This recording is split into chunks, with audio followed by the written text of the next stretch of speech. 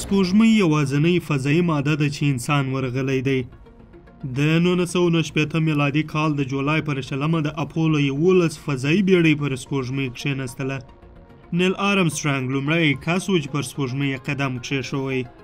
هغه د بز آلډرن په ګډون د سپوږمۍ پر سطحه شاوخوا 2.5 ساعته وخت تیر کړی. د همدې ماموریت لپاره تابعه بسته څو کلونه په بر کې ونیوله او د ستورمزلو اسباب تر 80 کیلوګرامه ډېر درنه وه. مګر څنګه به وي که تاسې له همدې ساتونکو اسبابو یا فضایي جامو څخه پرته پر سپوږمۍ پاته سئ؟ آیا وبه کولی سئ چې د سپوږمۍ پر سطحه یوازې 10 ثانیې هم ژوند وکړئ؟ داسې وګڼئ چې تاسې له فضایي جامو پرته د سپوږمۍ پر سطحه ولاړ یاست، سربیره به له ستورو ډک یو تور اسمان وینئ. مګر دومره وخت به ونه لرئ چې له دې نندارې په ښه زړه خوند واخلئ. له بده مرغه هلته د ساه ایستلو هیڅ هوا نسته. ویلی سو چې سپوږمۍ د مځکې په پرتله عملا اټموسفیر نه لري. د مځکې اټموسفیر د سپوږمۍ په پرتله 10 ټریلیونه ځله غلیظ دی. د سپوږمۍ غازات خالي یا پوچ دي.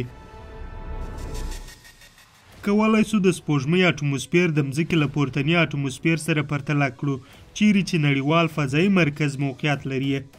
مګر یو ښه خبره دا ده چې په داسې حالت کې به تاسې هغه دم ونه مرئ. 15 ثانیې وخت به لا هم بیا ولرئ چې بدن مو د اکسیجن کمښت پیدا کړي.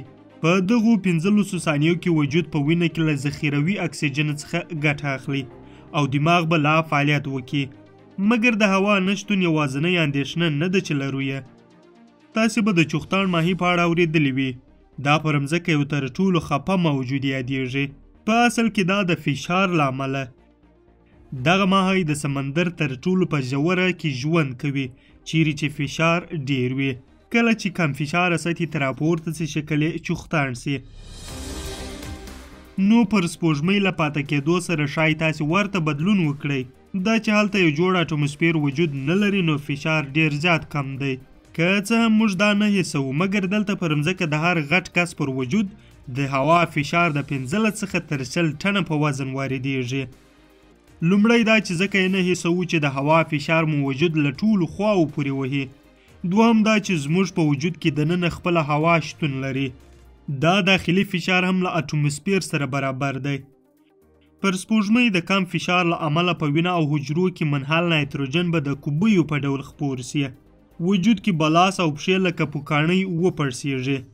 مګر وبه نه چاودي ځکه د پوستکي ارتجاعات به دومره توانایي لري چې څیرې نه سي. مګر په دا وخت کې هیڅ کوښښ ونه کړئ چې ساه بنده ونیسئ. پر دې مهال به داسې حس کړئ لکه د سمندر له تله چې وسطې ته په تیزه راپورته کیږي. ښایي سږي مو په ځان کې پرې سي. مګر برعکس یو ښه نظر دا دی چې په دې وخت کې باید د ساه نیولو پر ځای ساه وباسئ. په داسې شرایطو کې به بې له تودوخې لا هم اوبه په جوش سي. دا په دې معنا چې ستاسې د وجود پر خلاصو ساحو سترګو او پوستکي به مایعات وچ سي. تاسې به حس کړئ چې ستاسې تر ژبه لاندې ناړې به هم څومره ګرمې وي. مګر په وجود کې به وینه لا هم جریان ولري ځکه د رګونو دیوالونه به وینه له وچېدو وساتي. خلاصه دا چې پر سپوږمۍ تودوخه هیڅ د زغملو نه ده. د ورځې پر مهال د تودوخې درجه 107 سانتیګراد درجې ته رسیږي. مګر د شپې بیا د تودوخې درجه -103 سانتیګراد یا -209 فرهنایټ ته رسیږي. بله دا چې د سپوږمۍ یوه شپه او ورځ د مځکې له یوې میاشتې سره برابره ده. یعنې د مځکې 14 نیمې ورځې هلته ورځ او 14 نیمې ورځې شپه وي. نو لکه اپولو ماموریت باید داسې موقعیت وټاکل سي چې سهار وختي وي. په دا وخت کې به د سپوږمۍ سطحه چندان یخه نه وي او نه به هم ډیر وخت ولري چې ځان ګرم کړي. مګر که د شپې لا هم پر سپوږمۍ ناسته وکړي هغه دم به یخی نه سي. سوځښت په 3 ډوله صورت نیسي: مستقیم سوځښت، غیر مستقیم سوځښت، د وړانګو سوځښت. خو د فضا په خلا کې یوازې د وړانګو سوځښت صورت نیسي. مطلب په ډیر تدریجي ډول به مو وجود یخیږي. مګر په یاد ولرئ چې تاسې به په خلا کې نه یاست. تاسې د سپوږمۍ پر سطحه ولاړ یاست. دا په دې معنا چې د وړانګو د تودوخې ترڅنګ یو بل ډول سوځښت هم صورت نیسي. که څه هم د وړانګو د تودوخې ترڅنګ مستقیم سوځښت هم کېدای سي خو بیا هم د سپوږمۍ پر سطحه لا پوره صورت نه نیسي. نو لږ تر لږه تر 10 ثانیو به لا هم یخی نه سي. که چیرې د سپوږمۍ پر هغه موقعیت ناسته وکړي چې ماپښین وي نو تر وارخطایي مخکې به مو د لمر وړانګې وسوځوي. پر مځکه د اټموسفیر اوزن طبقه موږ د لمر له همدې مضره وړانګو ساتي، مګر پر سپوږمۍ د غازاتو داسې ساتونکې پرده نسته. پر دغسې ګرمه سطحه درېدل به ډېره سخته وي. بله خبره دا چې د مځکې سپوږمۍ ډېر کمزوری مقناطیسي ډګر لري. دا په دې معنی چې هلته هر دم امکان لري چې په لمریز باد یا کهکشاني او کائناتي څپو ووهل شي. د ساینسپوهانو د معلوماتو پر اساس پر سپوږمۍ د کال په اوږدو کې شاوخوا له 100 تر 380 ملي سیوټه په ځواک مضره وړانګې لګیږي، یعنې 3 ځله د ځیګر ایکس ری یوازې 1 ملي سیوټه ته رسیږي. نو که تاسې پر سپوږمۍ بې له فضایي جامو پاته شئ داسې به وي لکه له 300 تر 1140 ځلې چې په ایکس ری ویل شوي یاست. که څه هم هغه 10 ثانیې به ستونزه نه وي، خو په راتلونکي کې به یوه لویه روغتیایي ستونزه وزېږوي. یوه بله ستونزه چې تاسې ښایي ورسره مخ شئ هغه دا چې د سپوږمۍ د سطحې مټ دی. دا هغه مټ دی کوم چې د نیل آرمسټرانګ د پل نښه پکښې پاته ده. دا چې هلته باد نسته نو ځکه لا هم تر اوسه دا پل تر ډېره سلامت پاته دی. که تاسې پر سپوږمۍ بې له فضایي جامو پاته شئ نو ارومرو به یې اغېزه ووینئ. په حقیقت کې هیڅ امکان نه لري چې بې له فضایي جامو د سپوږمۍ وزغمئ. د سپوږمۍ خاوره خورا وژونکې ده. آیا کله هم په دې پوهېدله چې پر سپوږمۍ دا لوی کنډونه د څه شي دي؟ دا د آسماني ډبرو پاته نښې دي. سپوږمۍ شاوخوا 3.8 بیلیونه کاله مخکې په فضایي ډبرو بمبار شوې ده، مګر لا بیا هم کله ناکله پر سپوږمۍ فضایي ډبرې لویږي. ځینې وختونه کوچنۍ او ځینې وختونه بیا ډېرې لویې وي. په 2014 میلادي کال کې هسپانوي کائنات پوهانو پر سپوږمۍ د 400 کیلوګرامه فضایي ډبرې ټکر ثبت کړی. که تاسې ودغسې یوې لویې پیښې ته نږدې یاست نو بیا هغه 10 ثانیې به مو هغه دم خورا ژر تېرې شي. کله چې فضایي ډبرې د سپوږمۍ پر سطحه ولګېږي نو په نتیجه کې بې هوا سطحه دغه مضر مټ جوړوي. د دې مټ ذرات خورا کوچني دي چې اندازه یې له 0.03 ملي متره تر 1 ملي متره رسیږي.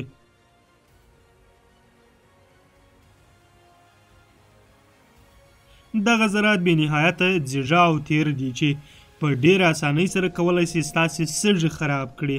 همدارنګه د سپوږمۍ پر خاوره تل د لمر د وړانګو مضره ذرات لګیږي، ځکه خو مثبت برېښنایي چارجونو ته اړتیا لري. په همدې خاطر دغه ذرات د سپوږمۍ له سطحې ستاسې په وجود پسې راپورته کیږي چې د سترګو د خارښت او د پزې د سوی سبب کیږي. پر سپوږمۍ له فضایي جامو پرته 10 ثانیې به مو هم پای ته ورسیږي. یوازې دا به ستاسې په ژوند کې تر ټولو ترخې ثانیې نه وي. ښه خبره دا ده چې تاسې به لا هم ژوندي یاست، مګر څنګه به وي که تر دې لا هم ډېر پاته شئ.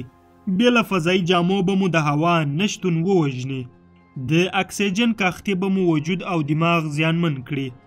ان تر 90 ثانیو به لا هم وکولی شئ چې ژوندي پاته شئ او د ژوند لپاره په مناسبه سفینه کې ننوځئ. ډېر ښایي چې تاسې به وژغورل شئ، مګر که غواړئ چې په خلاصه قدم ووهئ باید د فضا خوندي جامې واغوندئ. ناسا د سپوږمۍ له شرایطو سره برابر نوي ډول فضایي جامې جوړې کړي دي. د همدې هرې جامې وزن 1.9 کیلوګرامه دی.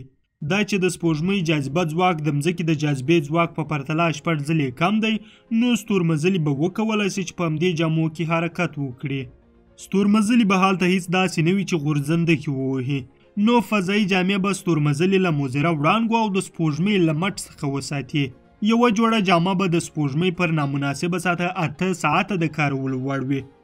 ستورمزلي به په 2024 میلادي کال کې په همدې فضایي جامو کې سپوږمۍ ته ولاړ شي او په 2028 میلادي کال کې به لومړی سپوږمیزه اډه جوړه کړي و سپوږمۍ ته د ناسا راتلونکی ماموریت آرټمیس نومیږي. بالاخره غواړم دا پوښتنه ځواب کړم چې تر اوسه څومره ستورمزلي سپوږمۍ ته ختلي دي. د 1990 میلادي کال څخه تر 1972 میلادي کال و سپوږمۍ ته د اپولو په نوم 6 ماموریتونه ولېږل شوه. 12 کسان تر اوسه سپوږمۍ ته ختلي دي. د اپولو وروستي ماموریت ستورمزلي جینسن او هریسن سشمیت هغه کسان و چې تر ټولو ډېر د سپوږمۍ پر سطحه وګرځېدله. د سپوږمۍ پر سطحه دوی 7 ساعته او 14 دقیقې تېرې کړې. ایلن شپرډ هغه ستورمزلی و چې ان پر سپوږمۍ د ګولف لوبه وکړه.